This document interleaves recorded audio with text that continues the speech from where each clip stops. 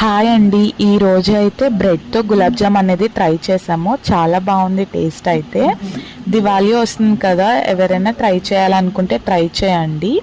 Breads 4 sides edges తీసేసి అందులో milk add చేసుకొని చపాతీ పిండిలాగా చేసుకోవాలి అన్నమాట.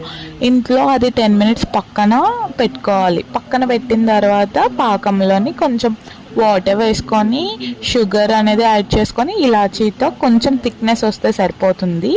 ఈ లోపల పాకం రెడీ అయ్యే లోపల మనం ఇది బాల్స్ చేసుకుంటే సరిపోతుంది. పాకం రెడీ అయ్యి పక్కన పెట్టేసేసరికి ఈ లోపల గులాబ్ జామ్ అనేది ఎప్పుడు ఓవర్ హీట్లో ఫ్రై చేయకూడదు. లైట్ మీడియం ఫ్లేమ్లోనే ఫ్రై చేసుకోవాలి. ఈవెన్గా కలర్ అనేది మొత్తం అంతా బాగా వేగాలి. వేగిన తర్వాత తీసుకొని వెళ్ళి పాకంలో వేసేయడమే. చాలా ఈజీ ప్రాసెస్.